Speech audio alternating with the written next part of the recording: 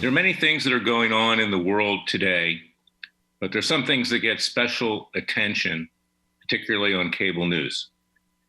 One of them is the continuing saga of Roger Stone, an individual who, at one time, I was even his lawyer many, many years ago when he got into difficulty, was alleged to have engaged in a swinger party at the San Diego Republican Convention in 1996.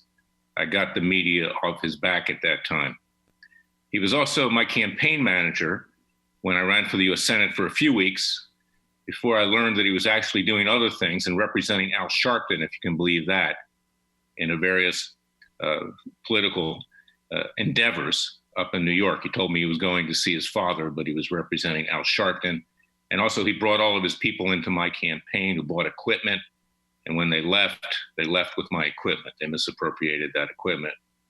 I didn't deal with him for many, many years, but he rose his ugly head rose again many, many years later when he attacked my client, Jerry Corsi, who, like him, was involved in the Robert Mueller witch hunt investigation.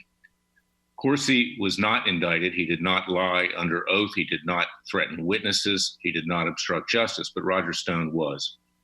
And now the false narrative is continuing to be propagated that somehow Roger Stone was persecuted for his prosecution.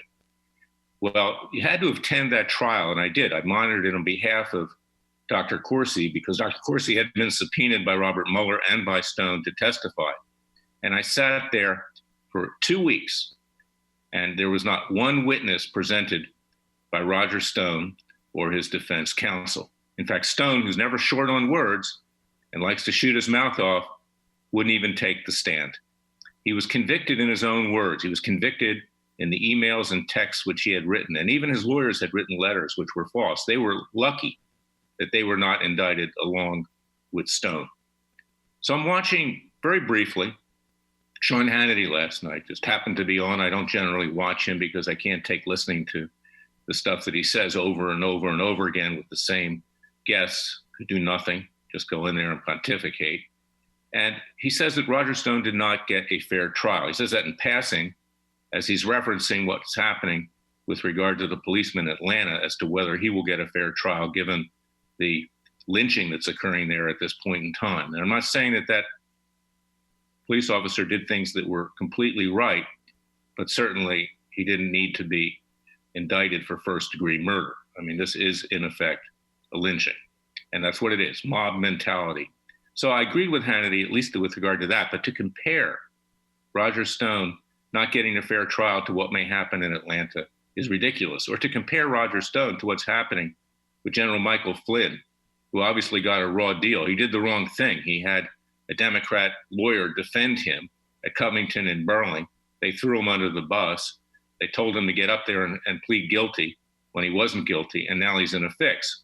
And you can understand, even though I'm convinced that Judge Sullivan will let Flynn go, why the judge is somewhat angry, because you can't take that verbatim, you're guilty, and then all of a sudden say you're not. So, I tell it like it is, and I want the general to get off. I think he's a good man. I know his brother, Joe, and he didn't deserve what he got, but Roger Stone did deserve what he got. And the telling tale of this, the moral to the story of this, is that you can't go out there screaming that you didn't get a fair trial when you presented little to no evidence at all. Nada, nothing, zilch, no testimony. And, Hannity needs to do his homework. He doesn't do his homework. That's why he repeats everything over and over again. I think he's probably the least intelligent person on television, short of Don Lemon of CNN, and doesn't even do his homework to find out what's going on so he can sound intelligent. Now, I say this as a warning to President Trump.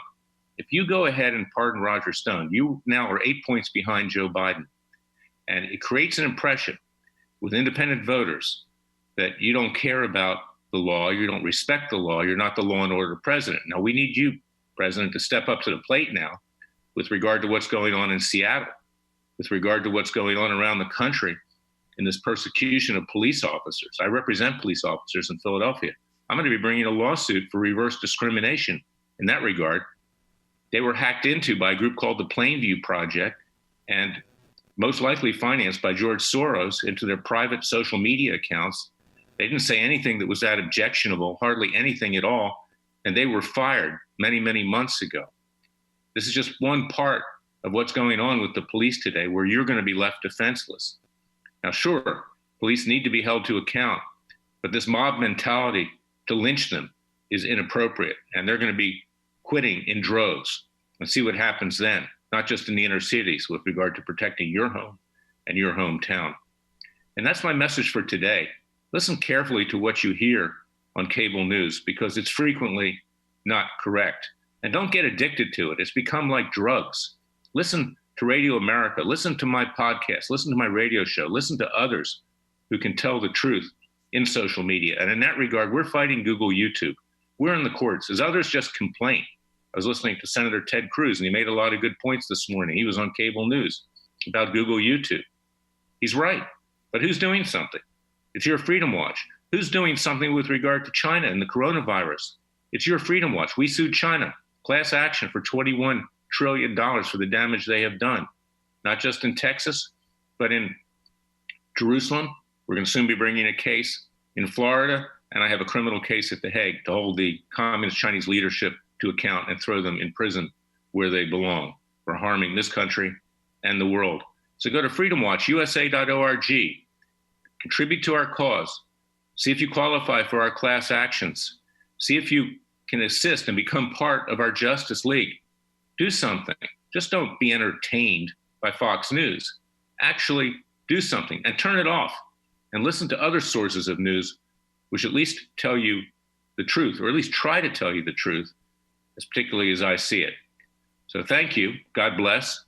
Stay safe and pray for this country, because we're hanging by a thread right now. And the president himself, who I love, needs to step up to the plate and do more than just talk, but act. And he should be supporting Freedom Watch in what it's doing, as frankly, his Justice Department, because under Attorney General Bill Barr, he has no Justice Department. Share this podcast. You can find it on iTunes, Spotify, Roku, Amazon Fire, Facebook, Twitter, freedomwatchusa.org, radioamerica.com, and pray for the sake of our nation. I'll be back tomorrow with another special edition of our podcasts, and listen to our radio show this weekend, Special Prosecutor with Larry Klayman. Thank you for listening to me. It's time to go back to work. There's a lot to do. We have things to make, stuff to build, cargo to ship, customers to serve. So grab a 5-hour energy and get ready. For 16 years, through good times and bad, 5-hour energy has been there helping hard-working people get stuff done. It's time to go back to work. Let's roll up our sleeves and get going. For more information and to order online, visit 5hourenergy.com.